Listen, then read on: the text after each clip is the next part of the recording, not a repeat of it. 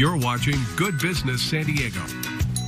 And we thank you for tuning in today. As you get together with family for the holidays and enjoy your celebrations, make sure you carve out a little time to take care of some serious family business too. The end of the year is the ideal time to review your estate plan while everyone is gathered in one place. We welcome back Dawn Hall Cunneen, a founding partner of the law firm Cunneen Booth, to talk about why it's so important to discuss family matters such as estate planning as we wrap up 2024.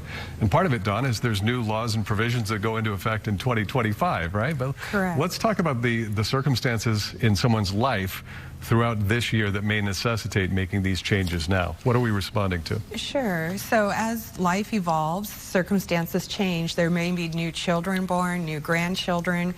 There may be divorces or deaths. So people you may have chosen to leave your property to, their circumstances may have changed. And most often, people who are named as a successor trustee, which would be the manager of your property if you're incapacitated or deceased, those people may have had health events or other events that wouldn't allow them to serve.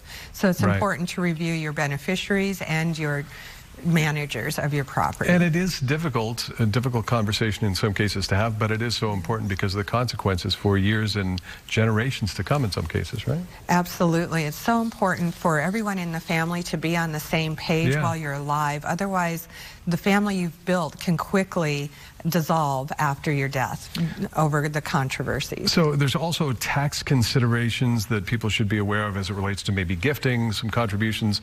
Talk about that a little bit as it relates to what happens between 2024 and 2025. Sure. So first of all, everyone gets a get out of jail free card. You can give $18,000 to 1 million people if you wanted, and there's no tax consequence to that. That's called I was considering that. I thought you might. I was going to ask to be on the list.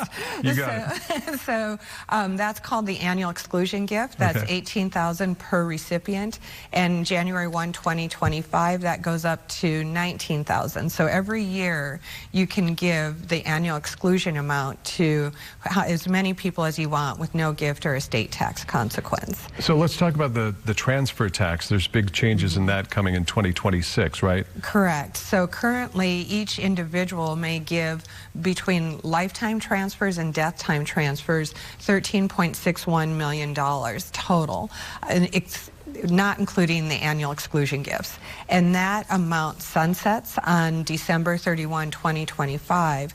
So on January 1, 2026, it drops from over $13 million per person, per donor, to $5 million indexed for inflation. Huge splash. And included in that number is life insurance, retirement accounts, your house. So in California, with the value of real estate, and if you have a life insurance policy, it doesn't take long to get to that $5 million number. Right. So aside from people that we're talking about personally and family issues, there's a corporate change that's coming too that's just recently been changed in terms of the way that it's going to affect people in 2025. Talk about that. Sure. So the new Corporate Transparency Act requires all business owners, small business owners, so if you own a nail salon, whatever, a small business owner, to file a report with FinCEN, and that report had to be filed by December 31. On December 3rd, the court issued a preliminary injunction staying that requirement. So right now, the requirement to file this particular report with FinCEN for all business owners has been suspended. Okay, so much complexity to all of these issues. We're going to have people contact you through the website and learn more and schedule a consultation with you, right, Todd? Thank you. Okay, thanks very much. That law site is CunneenBooth.com, and we will be right back.